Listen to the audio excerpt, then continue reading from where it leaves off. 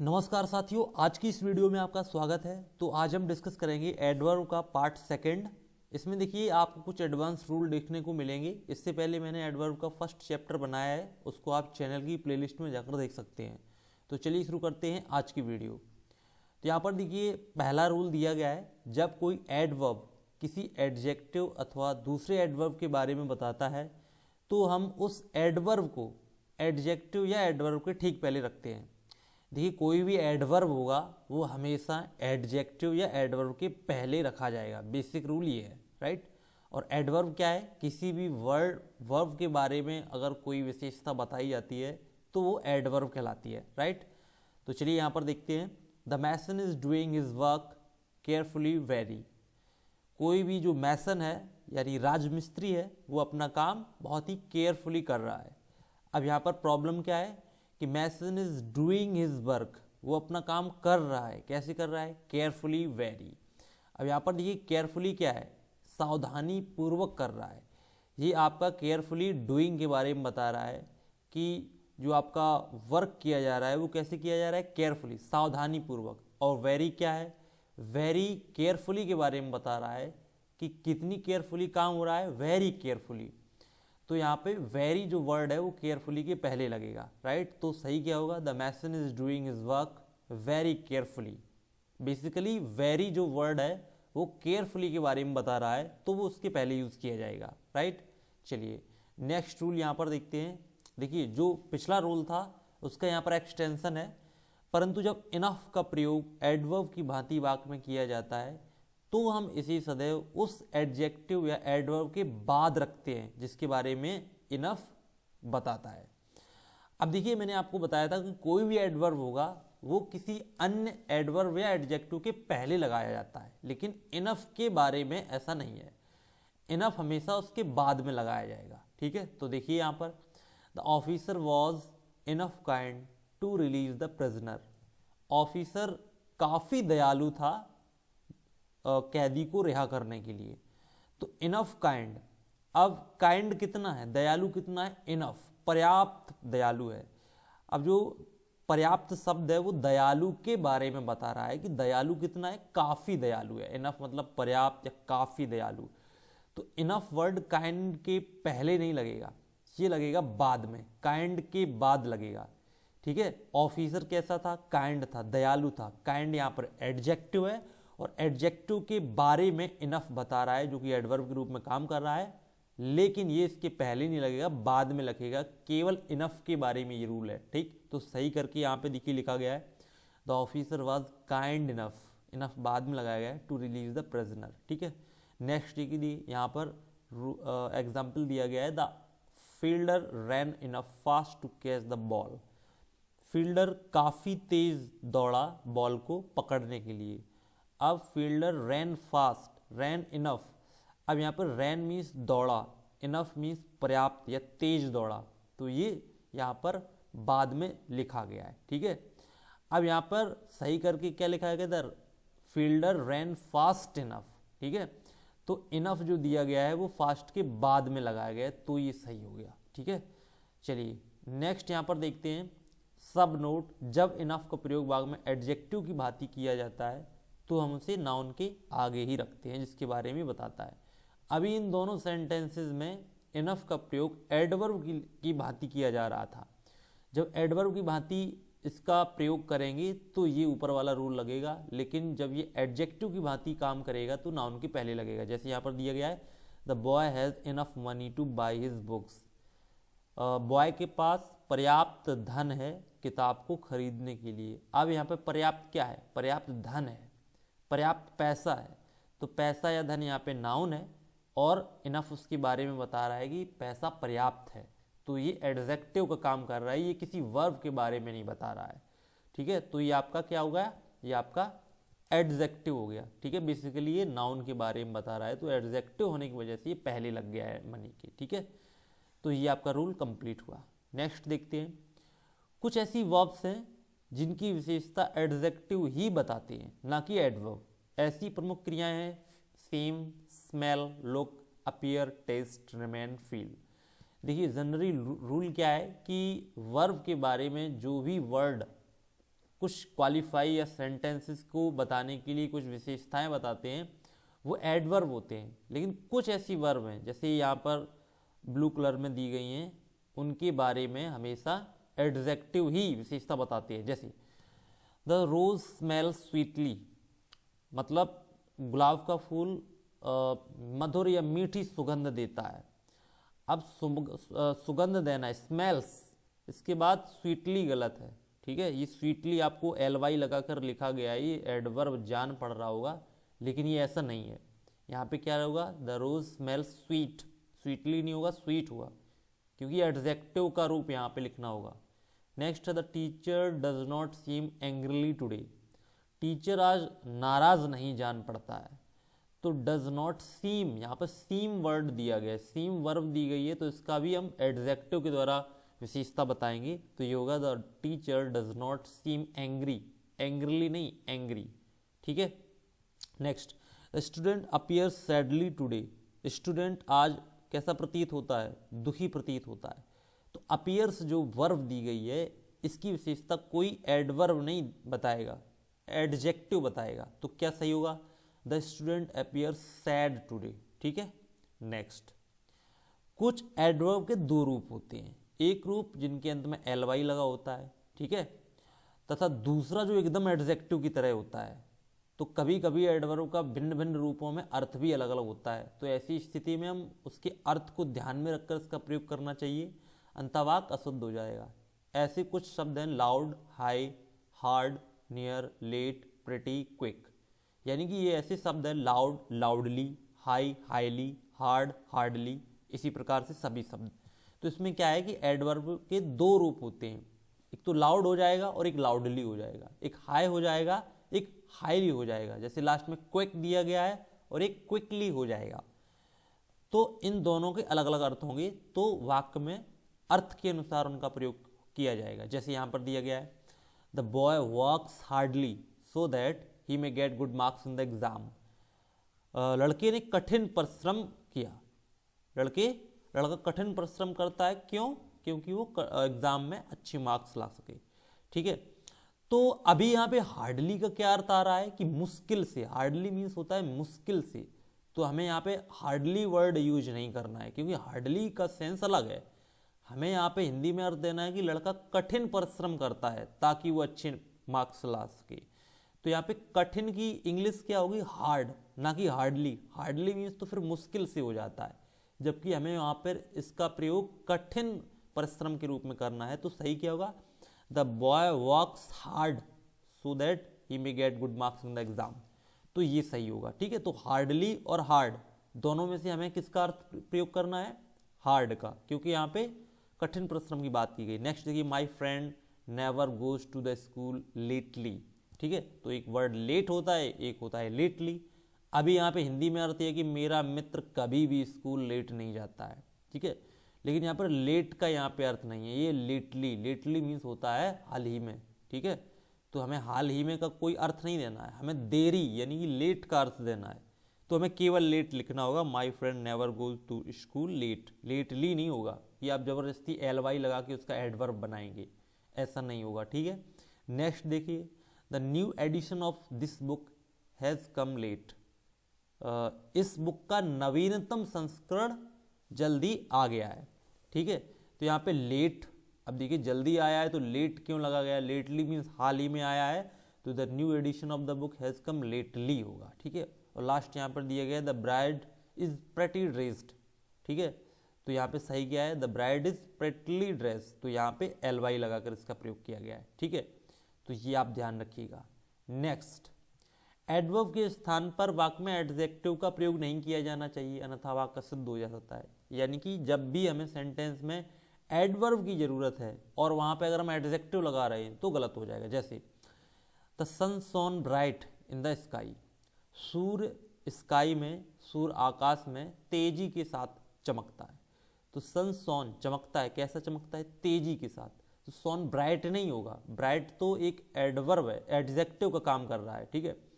तो हमें सही क्या करना होगा, the sun shone brightly in the sky, bright नहीं होगा, क्या होगा, ब्राइटली, ठीक है, क्योंकि ये एडवर्ब है, चमकने के बारे में बता रहा है कि कितना चमक रहा है, बहुत ही तेजी से। नेक्स्ट है the doctor should treat the patient careful, doctor को पेशेंट को बहुत ही सावधानी से ट्रीट करना चाहिए, इलाज करना चाहिए। तो केयरफुल ये एक एडजेक्टिव है, हमें लगाना क्या है, एडवर्ब, क्योंकि ट्रीट करने के बारे में ये केयरफुल बता रहा है कि कैसा ट्रीट करना है, केयरफुल। तो केयरफुल मतलब सावधानी पूर्वक, तो वो गलत होगा, सही क्या होगा, the doctor should treat the patient carefully, carefully यहाँ पर सही होगा, जो कि ट्रीट के बारे में बता रहा है, जो कि एलवाई लगाकर हम एडवर्ब के रूप में इसका काम करेंगे, ठीक है। Next use of ago and before, अब यहाँ पर देखिए दोनों जो वर्ड है वो समय के बारे में बताते हैं। तो अगो तथा बिफोर दोनों का अर्थ पहले होता है, पहले, पहले का मतलब कुछ समय पहले, अगो मीन्स भी पहले और बिफोर मीन्स भी पहले, लेकिन इनका जो यूज़ है वो डिफरेंस है। जैसे अगो का प्रयोग हम वर्तमान यानी कि अभी से पहले के अर्थ में करते हैं। अगो का प्रयोग कब करेंगे, अभी जो हम प्रेजेंट में अगर हम बैठे हैं या पढ़ रहे हैं या फिर जो भी काम कर रहे हैं उसके पहले अगर कोई काम हुआ है तो अगो का प्रयोग करेंगे। लेकिन बिफोर का प्रयोग हम कब करेंगे, बिफोर का प्रयोग हम पास्ट में दिए गए किसी समय के पहले या फ्यूचर में किए जाने वाले किसी समय के पहले के अर्थ में करते हैं। यानी कि बिफोर का प्रयोग हम तब करेंगे जब हम जैसे अभी के पहले, 1 महीने पहले, 1 साल पहले, 10 साल पहले, 1 दशक पहले के पहले के अगर हम अर्थ में प्रयोग करते हैं। यानी कोई एक पॉइंट दिया जाएगा, कोई एक पॉइंट ऑफ टाइम दिया जाएगा, एक समय, निश्चित समय बिंदु दिया जाएगा, उसके पहले की अगर बात होती है तो बिफोर लगेगा। जबकि अगो में क्या है कि अभी के पहले, बिफोर में क्या है कि भूतकाल में यानी कि पास्ट में कोई एक टाइम दिया जाएगा और उसके पहले की बात की जाएगी, या फ्यूचर में भी यानी कि भविष्य में अगर कोई एक समय का बिंदु दिया जाएगा उसके पहले की बात की जाएगी, ठीक है। जैसे एग्जाम्पल देखते हैं, दे अराइव्ड हेयर 2 hours बिफोर, वे यहाँ पे 2 घंटे पहले आए, यानी कि अभी के 2 घंटे पहले की बात हो रही है, तो इसमें क्यों कोई बिफोर लगाने की आवश्यकता नहीं है। सही क्या होगा, दे अराइव्ड हेयर 2 hours अगो, ठीक है। अभी के 2 घंटे पहले आए तो 2 hours अगो होगा, बिफोर नहीं होगा। बिफोर तो तब होगा ना जब भूतकाल में कोई एक पॉइंट लिया जाए, उसके पहले की बात की जाए, ठीक है। तो नेक्स्ट देखते हैं, the refugees come to India 50 years before, शरणार्थी इंडिया में 50 साल पहले आए हैं। तो इसमें भी कोई हमने पॉइंट पास्ट में नहीं लिया है, अभी के 50 साल पहले की बात की गई है, वर्तमान समय से 50 साल पहले। तो इसमें भी हमने पास्ट में कोई पॉइंट नहीं लिया है, तो भी हम यहाँ पर बिफोर का प्रयोग नहीं करेंगे, अगो का प्रयोग करेंगे। तो the refugees come to India 50 years ago. Next देखिए, I shall have completed my work ago Monday, ये गलत है, क्योंकि मैं अपना काम मंडे से पहले कंप्लीट कर लूँगा, ये फ्यूचर की बात की गई है और उसमें एक पॉइंट दिया गया है कि देखिए मंडे से पहले मैं ख़त्म कर लूँगा। तो मंडे यहाँ पर एक पॉइंट ऑफ टाइम दिया गया है और उसके पहले कोई काम अगर ख़त्म हो रहा है तो बिफोर लगाएंगे। तो I shall have completed my work before Monday, तो ये सही है क्योंकि हमने एक पॉइंट ऑफ टाइम लिया है, ठीक है। चलिए नेक्स्ट, एल्स बट, अर्थात एल्स के साथ हमें बट का प्रयोग करना होता है, किसी अनकंजंक्शन का नहीं, जैसे कि देन या एक्सेप्ट, ठीक है। बस ये यहाँ पर एक जोड़ा है, ठीक है, कॉम्बिनेशन है, बस यही आप ध्यान रखिएगा। It was nothing else than emotions that deviated him from his path, और कुछ नहीं थे, केवल इमोशन ही थे जिन्होंने उसको उसके पाथ यानी रास्ते से अलग कर दिया, ठीक है। तो यहाँ पर it was nothing else than नहीं होगा, it was nothing else but emotions, else के बाद बट लगेगा, ठीक है। चलिए नेक्स्ट, यदि वाक्य में सेल्डम का प्रयोग होता है, सेल्डम मीन्स अक्सर, तो हमें आवश्यकता अनुसार उसके बाद और नेवर या इफ एवर का प्रयोग करना चाहिए, कभी भी नॉट या एवर का नहीं। या तो सेल्डम के बाद और नेवर लगेगा या इफ एवर। तो देखते हैं, रमेश सेल्डम और एवर, ठीक है, has good relation with his friend, तो रमेश अक्सर अपने मित्रों के साथ अच्छे रिलेशन रखता है। तो सेल्डम और एवर नहीं होगा, और नेवर का प्रयोग करेंगे या फिर इफ एवर। तो रमेश सेल्डम इफ एवर, ठीक है, Ramesh seldom if ever has good relation with his friend. एक और दिया गया, he seldom if not come here, तो सही क्या होगा, he seldom if ever comes here, if not नहीं इफ एवर। तो ये जो कॉम्बिनेशन है उनको आप ध्यान रखिएगा, या तो और नेवर का प्रयोग करेंगे या इफ एवर का प्रयोग करेंगे, बस, ठीक है। चलिए यहाँ पे नेक्स्ट रूल देखते हैं, वेरी तथा मच का प्रयोग सामान्यतः एडजेक्टिव या एडवर्ब की सुपरलेटिव डिग्री के आगे इनका प्रयोग नहीं करते हैं। वेरी और मच का प्रयोग सुपरलेटिव डिग्री के पहले नहीं करते हैं, परंतु जब हमें किसी बात को प्रभावपूर्ण ढंग से कहना होता है, जोर देकर किसी बात को कहना होता है, तो हम मच या वेरी के जो प्रयोग हैं वो सुपरलेटिव डिग्री के आगे भी कर सकते हैं। जैसे इसमें एक बात और ध्यान रखना है कि जब हम ऐसा करते हैं तो आर्टिकल द का प्रयोग वेरी के पहले करेंगे और मच का प्रयोग करने पर मच के बाद करते हैं, क्योंकि सुपरलेटिव डिग्री के पहले द लगता है तो वेरी के पहले लगा देंगे और मच के बाद लगाएंगे। ठीक, तो देखिए एग्जाम्पल दिया गया है, this is very the best student of this class. ये बहुत ही अच्छा लड़का है इस क्लास का। अब देखिए बेस्ट यहाँ पे दिया गया है, फिर भी वेरी लगाया गया है। बेस्ट से अर्थ ही हो जाता है कि सबसे अच्छा लड़का है, लेकिन फिर भी थोड़ा जोर देकर बताया गया कि ये सबसे अच्छा लड़का है, तो वेरी का प्रयोग यहाँ पे किया गया है। ठीक है, लेकिन वेरी के पहले दा नहीं लगाया, बाद में दा लगाया, जो कि गलत है। तो सही करके यहाँ पे लिखा गया है this is the very best student of this class, ये सही होगा। ठीक है, दूसरा देखिए, the Taj Mahal is the much most beautiful historical building of India. जो ताजमहल है वो बहुत ही ज़्यादा मोस्ट ब्यूटीफुल बिल्डिंग है इंडिया की। अब यहाँ पे क्या प्रॉब्लम है, देखिए द मच मोस्ट ब्यूटीफुल के पहले द मच लगाया गया है, जो कि गलत है। मच के बाद द का प्रयोग करेंगे तो सही क्या होगा, the Taj Mahal is much the most beautiful historical building of India. Much के बाद द का प्रयोग कर रहा है तो ये सही होगा। तो द का प्रयोग आप ध्यान रखेंगे कि मच के बाद करेंगे और वेरी के पहले करेंगे, राइट। और जनरली मच और वेरी का प्रयोग सुपरलेटिव डिग्री में नहीं होता है, लेकिन जोर देने के लिए आप कर सकते हैं। ठीक है, नेक्स्ट देखते हैं use of rather and Fairlie. Rather का प्रयोग नेगेटिव सेंस में और फेयरली का प्रयोग पॉजिटिव सेंस में किया जाता है। तो जब भी कोई नकारात्मक बात की जाएगी तो रादर लगाएंगे और पॉजिटिव में फेयरली। जैसे Simran is rather tall so she looks very beautiful, right. अब देखिए सिमरन ज़्यादा लंबी है, मतलब ठीक ठाक तरीके से लंबी है, जिससे कि वो बहुत ही ब्यूटीफुल दिखती है। अब कोई बहुत ही ज़्यादा ब्यूटीफुल क्यों दिखेगा, क्योंकि उसकी लंबाई उचित अनुपात में है। ठीक है, तो हम रादर का प्रयोग नेगेटिव सेंस में करते हैं और फेयरली का पॉजिटिव में। तो रादर का प्रयोग हम क्यों कर रहे हैं यहाँ पर, गलत है, क्योंकि सिमरन तो वेरी ब्यूटीफुल है।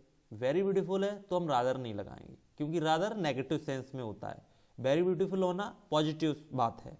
तो सही करके यहाँ पे लिखा गया है सिमरन इज फेयरली टॉल, कि वो उचित रूप में लंबी है, पर्याप्त लंबी है, जिससे कि वो बहुत ही ब्यूटीफुल दिखती है। तो ये बात है कि बहुत ही ब्यूटीफुल दिखना एक पॉजिटिव सेंस है, तो हमें पॉजिटिव वर्ड फेयरली ही लगाना है। ठीक है, दूसरा यहाँ पर देखिए, the servant was rather lazy so the master drove him out of his house. देखिए जो नौकर है वो बहुत ही लेजी था। अब लेजी होना एक नेगेटिव बात है, तो servant was rather lady so he master drove him out of his house, यानी कि मास्टर ने उसको बाहर कर दिया घर से। अब यहाँ पे सही है, क्यों सही है कि सर्वेंट वॉज रादर लेजी होना गलत बात है, अच्छी बात नहीं है, नेगेटिव सेंस है, तो रादर सही है। यहाँ पे फेयरली लेजी गलत हो जाएगा। ठीक है, तो ये बात है। चलिए नेक्स्ट देखते हैं, यहाँ पर लास्ट रूल दिया गया है, मच का प्रयोग हम वर्ब तथा पास्ट पार्टिसिपल यानी कि थर्ड फॉर्म के साथ यूज करते हैं मच का प्रयोग, जबकि वेरी का प्रयोग हम प्रेजेंट पार्टिसिपल यानी वर्ब प्लस आईएनजी के साथ करते हैं। जनरली मच और वेरी का एक और ये यूज है कि मच का प्रयोग हम थर्ड फॉर्म में, सेकेंड फॉर्म में, और वेरी का प्रयोग आईएनजी फॉर्म में करेंगे। जैसे ही runs very buts eats nothing, वो बहुत ही ज़्यादा दौड़ता है लेकिन खाता कुछ नहीं है। सो दैट, जिससे कि he has become very weak, जिससे कि वो बहुत ही वीक हो गया है। तो ये गलत है। क्यों गलत है, ही रन्स मच बट। अब देखिए वेरी का प्रयोग हम कब करेंगे और मच का प्रयोग करेंगे कब करेंगे, ये बात आपको ध्यान रखनी होगी। ही रन्स मच, वो बहुत ज़्यादा दौड़ता है, but Yeats nothing so he has become very weak. यहाँ पे वेरी और मच का एक बेसिक रूल दिया गया है। अब एडवांस पर देखते हैं, the teacher was very surprised at the news, right. अब ये गलत है, क्योंकि सरप्राइज्ड आपका पास्ट पार्टिसिपल है। ठीक है, सरप्राइज में ईडी लगाए, थर्ड फॉर्म लगाए, तो वेरी नहीं लगेगा, तो मच लगेगा। तो सही क्या हुआ, the teacher was much surprised at the news, ये सही होगा, मच सरप्राइज्ड। नेक्स्ट है my friend was very interested in the show, फिर से गलत है, इंटरेस्टेड पास्ट पार्टिसिपल है, इसमें वेरी नहीं लगेगा। सही क्या होगा, my friend was much interested in that show. The news is much surprising, गलत, क्योंकि सरप्राइजिंग आईएनजी फॉर्म है तो वेरी लगेगा। The news is very surprising. ऐसे यहाँ पर देखिए the book is much interesting, फिर गलत, क्योंकि इंटरेस्टिंग आईएनजी फॉर्म है तो हमें वेरी लगाना पड़ेगा। तो सही क्या होगा, the book is very interesting. Next देखिए the book is very much interesting, ये सही है, दोनों लगाएंगे तो सही है, राइट। एक और देखिए the book is very interesting, ये भी सही है। The teacher was very much surprised, तो वेरी मच सरप्राइज्ड ये भी सही है। वेरी मच एक साथ यूज कर सकते हैं तो कोई प्रॉब्लम है नहीं होगी, लेकिन जनरली वेरी का प्रयोग हम कब करेंगे, आईएनजी फॉर्म में, और मच का प्रयोग थर्ड फॉर्म में। तो ये रहा आज का एडवर्ब का पूरा वीडियो, जिससे कि आपके 2 वीडियो के माध्यम से एडवर्ब का पूरा चैप्टर आपका कवर हो चुका है। ठीक है, मिलते हैं नेक्स्ट वीडियो में, तब तक के लिए नमस्कार।